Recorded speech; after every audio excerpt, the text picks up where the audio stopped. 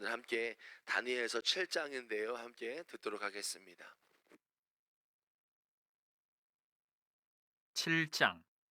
바벨론 벨사살 왕 원년에 다니엘이 그의 침상에서 꿈을 꾸며 머릿속으로 환상을 받고 그 꿈을 기록하며 그 일의 대략을 진술하니라. 다니엘이 진술하여 이르되 내가 밤에 환상을 보았는데 하늘에 네 바람이 큰 바다로 몰려 불더니 큰 짐승 넷이 바다에서 나왔는데 그 모양이 각각 다르더라.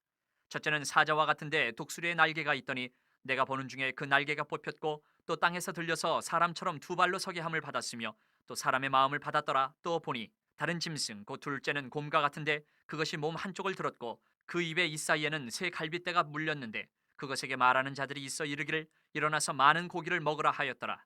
그 후에 내가 또 본즉 다른 짐승 곧 표범과 같은 것이 있는데 그 등에는 새의 날개 넷이 있고 그 짐승에게 또 머리 넷이 있으며 권세를 받았더라. 내가 밤 환상 가운데에 그 다음에 본 넷째 짐승은 무섭고 놀라우며 또 매우 강하며 또 쇠로 된 큰 이가 있어서 먹고 부서뜨리고 그 나머지를 발로 밟았으며 이 짐승은 전에 모든 짐승과 다르고 또 열 뿔이 있더라. 내가 그 뿔을 유심히 보는 중에 다른 작은 뿔이 그 사이에서 나더니 첫 번째 뿔 중에 셋이 그 앞에서 뿌리까지 뽑혔으며 이 작은 뿔에는 사람의 눈 같은 눈들이 있고 또 입이 있어 큰 말을 하였더라. 내가 보니 왕자가 놓이고 옛적부터 항상 계신 이가 좌정하셨는데 그의 옷은 희기가 눈 같고 그의 머리털은 깨끗한 양의 털 같고 그의 보좌는 불꽃이요 그의 바퀴는 타오르는 불이며 불이 강처럼 흘러 그의 앞에서 나오며 그를 섬기는 자는 천천히요 그 앞에서 모셔 선 자는 만만이며 심판을 베푸는데 책들이 펴놓였더라. 그때 내가 작은 뿔이 말하는 큰 목소리로 말미암아 주목하여 보는 사이에 짐승이 죽임을 당하고 그의 시체가 상한 바 되어 타오르는 불에 던져졌으며 그 남은 짐승들은 그의 권세를 빼앗겼으나 그 생명은 보존되어 정한 시기가 이르기를 기다리게 되었더라. 내가 또 밤 환상 중에 보니 인자 같은 이가 하늘 구름을 타고 와서 옛적부터 항상 계신 이에게 나아가 그 앞으로 인도되매 그에게 권세와 영광과 나라를 주고 모든 백성과 나라들과 다른 언어를 말하는 모든 자들이 그를 섬기게 하였으니 그의 권세는 소멸되지 아니하는 영원한 권세요 그의 나라는 멸망하지 아니할 것이니라. 나 다니엘이 중심에 근심하며 내 머릿속의 환상이 나를 번민하게 한지라. 내가 그 곁에 모셔선 자들 중 하나에게 나아가서 이 모든 일의 진상을 물으매 그가 내게 말하여 그 일의 해석을 알려주며 이르되 그 내 큰 짐승은 세상에 일어날 내 왕이라. 지극히 높으신 이의 성도들이 나라를 얻으리니 그 누림이 영원하고 영원하고 영원하리라. 이에 내가 넷째 짐승에 관하여 확실히 알고자 하였으니 곧 그것은 모든 짐승과 달라서 심히 무섭더라. 그 이는 쇠요 그 발톱은 노시니 먹고 부서뜨리고 나머지는 발로 밟았으며 또 그것의 머리에는 열 뿔이 있고 그 외에 또 다른 뿔이 나오매 세 뿔이 그 앞에서 빠졌으며 그 뿔에는 눈도 있고 큰 말을 하는 입도 있고 그 모양이 그의 동류보다 커 보이더라. 내가 본즉 이 뿔이 성도들과 더불어 싸워 그들에게 이겼더니 옛적부터 항상 계신 이가 와서 지극히 높으신 이의 성도들을 위하여 원한을 풀어주셨고 때가 이름에 성도들이 나라를 얻었더라. 모신자가 이처럼 이르되 넷째 짐승은 곧 땅의 넷째 나라인데 이는 다른 나라들과는 달라서 온 천하를 삼키고 밟아 부서뜨릴 것이며 그 열불은 그 나라에서 일어날 열왕이요 그 후에 또 하나가 일어나리니 그는 먼저 있던 자들과 다르고 또 새 왕을 복종시킬 것이며 그가 장차 지극히 높으신 이를 말로 대적하며 또 지극히 높으신 이의 성도를 괴롭게 할 것이며 그가 또 때와 법을 고치고자 할 것이며 성도들은 그의 손에 붙임받아 한 때와 두 때와 반 때를 지내리라. 그러나 심판이 시작되면 그는 권세를 빼앗기고 완전히 멸망할 것이요 나라와 권세와 온천하 나라들의 위세가 지극히 높으신 이의 거룩한 백성에게 붙임받으리니 그의 나라는 영원한 나라이라. 모든 권세 있는 자들이 다 그를 섬기며 복종하리라. 그 말이 이에 그친지라. 나 다니엘은 중심에 번민하였으며 내 얼굴빛이 변하였으나 내가 이 일을 마음에 간직하였느니라. 주님 말씀입니다. 다니엘서 우리 계속 보고 있는데요. 다니엘서는 주로 이제 강대국들을 향한 하나님의 예언을 담고 있습니다. 이것을 통해 우리가 알 수 있는 게 무엇이겠습니까? 이 세상에 대제국이 있고 열강이 있다고 할지라도 하나님께서 주관하신다. 이 역사를 인간의 역사와 이 패권의 역사가 사람의 시각으로 되어질지는 모르겠지만 하나님의 그 시각 철저하게 하나님의 역사 안에 움직이고 있다라는 것입니다. 우리가 다니엘서를 두 부분으로 나누거든요. 1절부터 6절까지가 다니엘 개인적인 이야기와 간접적으로 왕의 그런 환상을 해석하는 이야기들을 담고 있는데요. 7장부터 12장까지 내용이 이제 다니엘이 전 생애 가운데 하나님이 주신 그런 묵시라고 하든지 하나님의 그런 미래에 대한 예언에 대한 내용들을 기록하고 있다는 것을 알 수가 있습니다. 특별히 오늘 7장부터 시작해서 7, 8, 9, 10 이 네 장에 걸쳐서 네 개의 큰 예언들, 네 개의 큰 묵시와 환상들을 우리가 볼 수 있는데요.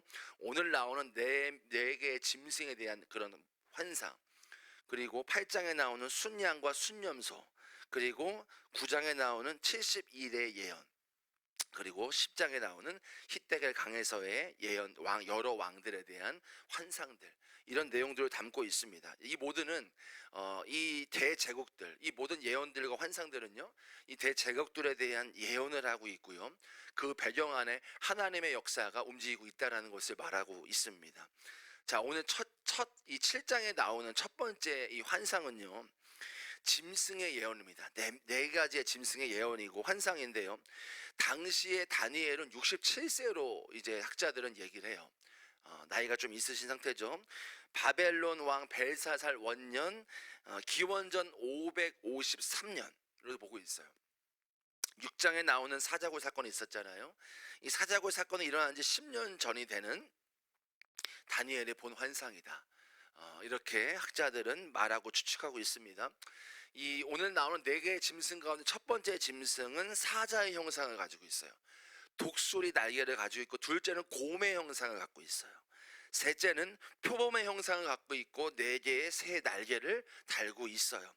자, 주목해야 될 것이 마지막 네 번째 짐승입니다. 이 네 번째 짐승은 열뿔과 새 이빨을 가진 짐승입니다. 매우 강하고 세상에 존재하는 짐승의 형상이 아니라고 묘사하고 있어요. 자, 이것을 대부분의 학자들은요, 적그리스도라고 얘기해요. 적그리스도다. 이 동물들이 역사에 등장하는 네 개의 큰 제국을 상징합니다. 이 동물들은요, 바벨론, 파사, 페르시아, 그리고 헬라, 그리스, 그리고 로마를 가리킵니다. 자, 물론 이 네 개의 짐승은요, 또한 이 다니엘에서는 종말론적으로 계시록과 연결이 됩니다. 이렇게 볼 수 있습니다. 자, 이 네 제국들은요, 하나님을 떠난 인본주의적인 세계를 말하고 있어요. 즉, 열방의 운명은 하나님의 손안에 있다는 것을 다시 한번 말해주는 것이고요. 또 하나가 있어요. 네 개의 제국을요, 짐승으로 표현하잖아요. 이게 어떤 의미일까요? 자, 하나님을 떠난, 하나님을 버린, 하나님을 인정하지 않는 삶은 결국 짐승 같은 삶이다 라고 말하고 있는 것입니다. 자, 반대로 하나님 안에 있는 삶은 인간다운, 진정한 인간다운 삶을 살 수 있다는 것을 말하고 있는 것입니다. 오늘 이렇게 네 가지의 짐승이 나와요. 이것이 이제 이제 역사에 펼쳐질 제국들에 대한 예언과 환상인데요, 이 말씀을 통해서 네 번째 짐승을 우리가 주목하기 원해요. 네 번째 짐승을 주목하기 원하고, 이것이 적그리스도와 연결이 되는데, 오늘 말씀 제가 주제를 적그리스도 때가 다가왔다라는 말씀의 주제인데요, 우리가 이 말씀을, 적그리스도에 대한 말씀을 좀 나누고 기도하고 싶습니다. 먼저 7절과 8절에 보면 다니엘이 본 네 번째 짐승에 대해서 묘사하고 있어요. 본문을 보셔도 좋습니다. 보시면 이렇게 나옵니다. 내가 밤 환상 가운데 그 다음에 본 넷째 짐승은 무섭고 놀라우며 또 매우 강하며 또 쇠로 된 큰 이가 있어서 먹고 부서뜨리고 그 나머지를 발로 밟았으며 이 짐승은 전에 모든 짐승과 다르고 또 10뿔이 있더라. 내가 그 뿔을 유심히 보는 중에 다른 작은 뿔이 그 사이에서 나더니 첫 번째 뿔 중에 셋이 그 앞에서 뿌리까지 뽑혔으며 이 작은 뿔에는 사람의 눈 같은 눈들이 있고 또 입이 있고 큰 말을 하더라. 자, 분명히 이 넷째 짐승은요, 다른 동물들과 사뭇 다른 묘사를 합니다. 앞선 네 개의 짐승들은 다 동물을 보여줘. 사자, 봄, 표범을 말합니다. 맹수를 말해요. 근데 이러한 동물들과는 묘사하고 표현할 수 없을 만큼, 비교할 수 없을 만큼 네 번째 짐승은 무섭고 놀라우며 또 매우 강했다라고 표현을 합니다.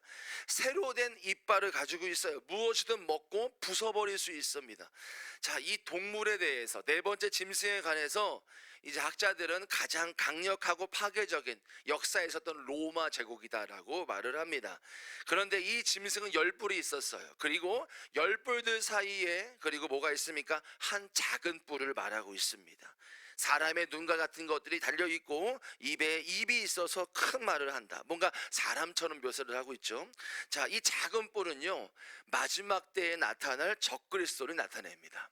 작은 뿔은요, 물론 이 적그리스도가 사람인지 세력인지는 몰라요. 나라인지 모릅니다. 본문에 보면 사람과 같은 눈들이 있고 입이 있다라고 말을 하는데 모르겠습니다. 사람인지 세력인지 국가인지는 모릅니다. 분명한 건 이 적그리스도는 세상 모든 사람들과 나라들에게 무섭고 놀라우며 매우 강하다라는 존재라는 것은 분명합니다. 그리고 이 적그리스도는 분명히 하나님과 교회를 대적하고 성도들을 핍박할 것입니다. 25절을 보시면 이렇게 나와요. 또 적그리스도에서 이렇게 표현합니다. 그가 장차 지극히 높으신 이를 말로 대적하며, 하나님을 비판하고 하나님을 저주한다라는 거죠. 또 지극히 높으신 이의 성도를 괴롭게 할 것이다. 예수를 믿는 성도들과 교회들을 괴롭힐 것입니다. 그가 또 때와 법을 고치고자 한다. 세상의 법과 이런 것들을 고치고자 한다는 거예요. 성도들은 그의 손에 붙임바 되어 적그리스도에게 핍박과 고난을 당한다는 거죠. 그러면서 한때 두때 반때를 지낸다. 자, 이 구절이요, 계시록에도 적그리스도가 등장할 것이고, 그리고 또 그 때와 법을 고칠 것이다라고 말하고요, 성도들에게 핍박을 주는데 한때 두때 반때를 지난대요. 즉 3년 반을 말하고 있어요. 3년 반 동안 그 성도들과 교회들은 고난을 받을 것이다 라는 거예요. 저는 청포도 예배 가운데, 청년부 예배 가운데 이미 이 마지막 때에 대해서 마태복음, 누가복음, 마가복음, 그리고 데살로니가 후서, 그리고 계시록을 통해서 마지막 때 설교를 7번 했어요. 성경을 기본으로 이렇게 말씀을 이렇게 풀어갔을 때에 아마도 계시록에 나오는 7년 대환란은 분명히 우리에게 올 것인데 반을 나눠요. 3.5년, 3.5년이에요. 이 대환란의 시작, 7년 대환란의 시작은 적그리스도의 등장으로 시작을 할 것입니다. 그리고 계시록 13장에 보시면 두 짐승이 나오는데요, 이 첫 번째 짐승에게 경배하는 자에게는 이마에 짐승의 표를 줄 것입니다. 그리고 두 번째 짐승은 경배하지 않는 자, 첫 번째 짐승은 경배하지 않는 자들을 죽일 것입니다. 이마와 손목에 짐승의 표식을 받지 않는 사람들은 매매를 할 수 없습니다. 경제 활동을 할 수 없게 제한을 받을 것입니다. 자, 계시록에는 이처럼 이 적그리스도의 등장과 함께 교회와 성도가 핍박과 박해가 당할 것이며 심지어 순교까지 있을 것이라고 예고하고 있습니다. 세 가지 우리가 주목해야 돼요. 제가 이렇게 강의하면서 우리 청년들에게 했던 세 가지 주목해야 될 것이 있다고 했어요. 마지막 때에 가까울 때. 첫 번째는 전 세계적인 전염병, 전 세계적인 천재지변, 점점 강해지는 강도를 얘기했어요. 두 번째는 전 세계적인 기독교 핍박이에요. 박해가 있을 거예요. 순교까지 있을 수 있다는 얘기했어요. 마지막으로 적그리스도의 등장이에요. 적그리스도가 등장하고 그 적그리스도 등장은 우리 이제 중동 그리고 예루살렘 그 주변이 될 거예요. 성전산이 될 것입니다. 여러분, 적그리스도는 분명히 옵니다. 성경이 예언하고 있어요. 이것은 절대 우리에게 피해갈 수 없는 예언이고 하나님의, 예수님의 예고고요. 이 구약에서 나오는 예고입니다. 여러분, 성도와 교회에 있어서는 피할 수 없는 숙명입니다. 분명히 성경에서 예언한 대로 예수님을 반대하고 교회를 핍박하고 성도를 핍박하는 적그리스도가 분명히 등장을 합니다. 그 적그리스도의 세력은 교회와 성도를 엄청나게 핍박할 것입니다. 여러분, 우리가 여러분 살면서 어떤 일을 마주치거나 어떤 일이 있을 때 만반의 준비를 하잖아요. 외출을 할 때 만반의 준비하잖아요. 날씨가 춥잖아요. 만반의 준비를 하고 나갑니다. 만반의 준비를 해야 돼요. 그래야 춥지 않죠. 여러분, 때가 오고 있습니다. 우리는 이 주님이 오시는 마지막 시즌을 준비하면서 만반의 준비를 해야 될 줄로 믿습니다. 그렇지 않으면 적그리스도가 등장하고 우리는 그 핍박과 고난을 감당치 못할 수가 있어요. 그가 등장했을 때, 그 세력이 등장했을 때 사람인지 세력인지 나라인지 모릅니다. 근데 그 세력이 등장했을 때에 우리가 준비하지 않고 있으면, 만반의 준비를 하고 있지 않으면 그가 핍박을 주고 고난을 줄 때에 우리가 어찌 모르면 짐승의 표를 받을 수도 있습니다. 여러분, 그러나 여러분 두려워할 필요 없습니다. 우리는 주님과 동행하는 사람들입니다. 늘 주님과 동행하는 자에게는 이길 수 있어요. 예수와 함께 살아가는 자는 우리가 승리할 수 있습니다. 저와 여러분 모두가 주님 오실 날을 예비하고 동시에 적그리스도가 등장하는 그날이 올 때에 주님을 동행하는 그 믿음으로 승리하는 자가 되시기를 축복합니다. 우리가 25절을 통해 한 가지 알 수 있는 게 또 한 가지 있어요. 이 땅에서 마지막 재림을, 예수님의 재림을 경험하게 될 성도들의 핍박과 그런 어려움들이 상당하다라는 것입니다. 앞서 말씀드린 대로 계시록 13장에서는 적그리스도를 경배하지 않으면 핍박과 고난은 물론이고 세상에서 경제적인 활동도 못한다라고 얘기했습니다. 그때가 되면 진짜로 주님의 인도하심이 아니면 하루하루 살아갈 수 없는 시기가 분명히 올 것입니다. 그 적그리스도가 오면 우리는 정말로 핍박과 고난과 하루하루 주님을 붙들지 않으면 살 수 없는 시대가 더 올 것입니다. 그렇기 때문에 우리가 그 재림의 시기를 우리가 맞이할지 아니면 우리 다음 세대가 맞이할지 모르겠습니다. 그런데 분명히 성경에서는요, 고난과 핍박의 유익이라고 말하고 있죠. 요한복음 15장 18절 20절에 보면 너희는 세상에 속한 자가 아니요 도리어 세상에서 나의 택함을 입은 자 인고로 세상이 나를 미워하느니라. 내가 너희더러 종이 주인보다 더 크지 못하다 한 말을 기억하라. 사람들이 나를 핍박하였으니 너희도 핍박하리라. 여러분, 우리가 세상에서 핍박과 고난을 받는 것은 무엇입니까? 하나님께 속하였다는 증거인 것입니다. 우리가 세상에서 고난과 핍박을 당했다는 건요, 엄청난 증거예요. 하나님께 속한 자라는 증거입니다. 여러분, 결코 우리가 세상에서 핍박과 고난을 당한다고 해서요, 손해보고 나쁜 것은 아닙니다. 여러분, 그러므로 우리가 세상에서 핍박과 고난을 당하고 어려움을 당할 때 시각을 바꿔야 돼요. 여러분 삶 가운데 세상에서 핍박과 고난을 당하고 계십니까? 저도 다 말씀드릴 수 없지만 저도 있어요. 최근에도 있었어요. 세상에서의 핍박과 고난, 이해할 수 없는, 또한 세상 사람들로 인한 일들도 저도 있었습니다. 여러분, 우리가 핍박과 고난을 당하고 계십니까?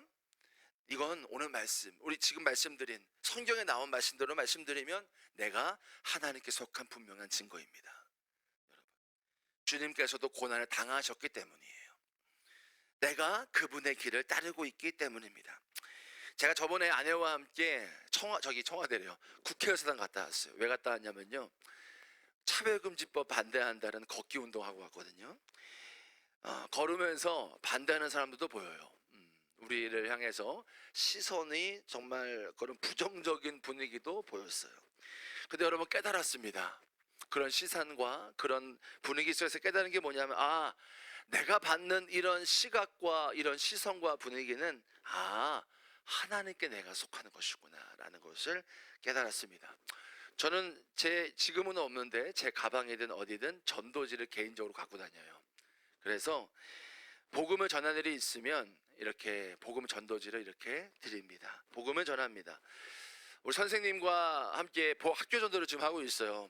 학교 전도 하면서 첫날 갔더니 부모님들이 별로 안 좋아하더라고요. 부모님들이 별로 안 좋아하고 거기서 뭐하냐 이런 말도 하는데 얘기 들었는데, 여러분, 선생님과 저도 뭐 지금은 잘 피해서 하긴 하는데 이런 아이들의 부모님들의 예수 믿지 않는 분들의 핀잔과 비판을 받기도 했습니다. 여러분, 무엇이 영광입니까? 무엇이 영광입니까? 무엇이 정말 예수를 따르는 길입니까? 저번 주에 지난주 며칠 전에 청포도 예배를 드리면서 예수님의 신성과 인성에 대한 성경 공부를 했어요. 히브리서 1장 3절을 보시면요, 예수님이 이렇게 표현하고 있거든요. 그의 능력의 말씀으로 만물을 붙드셨다라고 말해요. 자, 우주 만물을 통치하시고 유지하시는 분, 예수 그리스도시라는 거예요. 여러분, 우리가 믿는 믿음의 대상이 누구신지를 분명히 알고 믿는 것은 다른 차원의 믿음인 것입니다. 우리가 그분의 자녀입니다. 그분의 제자입니다. 그분의 가족입니다. 여러분, 이것을 알고 살아가는 믿음은 세상에 살아가는 태도가 달라집니다. 세상의 일상과 세상에 두려워할 것이 없어요. 우리가 믿음의 대상이 예수님이시고 그분이 온 천지 만물을 다스리시기 때문입니다. 그러므로 우리는 승리할 자격이 있는 것이죠. 예수님께서는요, 40일 동안 공생애에서 40일 동안 초반에 금식하시고 시험 받으셨죠. 3가지 온갖 시험 당하셨어요. 가장 큰 시험과 가장 큰 통과는 죽음이셨죠. 여러분, 그 죽음의 권세, 가장 큰 두려움, 인간의 두려움을 이기셨습니다. 말씀으로요. 그러므로 여러분, 그분의 가족이고 자녀고 그분의 제자인 우리가 세상에서 두려워할 고난과 시련이 무엇이겠습니까? 사랑하는 여러분, 우리 온라인 예배되신 여러분, 예수님께서는 분명히 재림하십니다. 그 재림의 때는 분명히 신호가 오는데 적그리스도가 등장을 할 것입니다. 그 세력은 교회와 성도에 핍박을 주고 심지어 우리를 순교하게 만들 수도 있습니다. 여러분, 오늘 말씀이 주는 우리에게 주신 메시지는 분명합니다. 그때를 준비해야 합니다. 그때를 준비해야 돼요. 깨어 있어야 됩니다. 더불어 고난과 시련이 올지라도 우리는 두려워하지 말아야 합니다. 우리는 그분의 가족이고 자녀이고 제자입니다. 예수님이 이기셨어요. 근데 우리가 못 이길 게 무엇이겠습니까? 우리 성도분들, 저와 여러분 모두가 주님 안에서 깨어 준비하고 주님 안에서 어떤 고난과 시련이 있어도 예수님과 함께 그 고난과 시련을 통과하는 저와 여러분 되기를 축복합니다. 우리 기도하겠습니다. 우리 한 절만 말씀 붙들고 한 번만 기도하고 계속해서 기도하시면 좋겠습니다. 25절과 26절에 그가 장차 지극히 높으신 이를 말로 대적하며 또 지극히 높으신 이의 성도를 괴롭게 할 것이며 또 그가 또 때와 법을 고치고자 할 것이며 성도들은 그의 손에 붙임 바 되어 한때 두때 반때를 지내리라. 그러나 심판이 시작되면 그는 권세를 빼앗기고 완전히 멸망할 것이요. 여러분, 성경은 분명히 예언하고 있습니다. 주님이 오실 날이 되면 적그리스도가 등장을 하고 성도들은 고난과 핍박을 당하고 심지어 순교까지 당할 것이지만 그것이 끝이 아니에요. 주님은 그 세력과 악한 영 마귀를 끝내 심판하시고 끝내실 것이라는 약속입니다. 여러분, 주님이 오실 날이 가까우고 있고요. 그것은요, 적그리스도의 등장이 가까워지고 있다라는 말입니다. 때가 가까워지고 있습니다. 우리가 밖을 나갈 때도 단단히 준비하고 나아가는 것처럼 여러분, 우리도 이 마지막 때 주님이 오실 날, 적그리스도가 핍박할 날을 만반으로 준비하기를 원합니다. 주님과 동행하는 삶입니다. 주와 가까이 지내는 것입니다. 그것이 준비하는 길이에요. 또한 그것이 우리의 모든 삶의 시련과 고난, 삶의 시련과 고난뿐만 아니라 적그리스도가 주는 시련과 고난, 승리하는 길입니다. 우리가 이 시간 마지막으로 한 가지만 기도하고 계속 기도하실 때에 결단하기 원해요. 단순하지만 예수님과 동행하는 삶, 구체적으로 결단하기 원해요. 말씀, 예배, 기도, 성경 말씀, 공부. 여러분, 이 시간 주님, 내가 주님과 동행하는 삶을 결단합니다. 주님, 나와 동행하시고 믿음이 충만하게 하시고 만반의 준비를 하게 하시고 모든 시련과 고난 가운데 예수님이 승리하신 것처럼 나의 삶에도 승리가 충만하게 부어지게 하소서. 우리 마지막으로 주여 한번 부르시고 계속해서 기도하시다 돌아가겠습니다. 주여.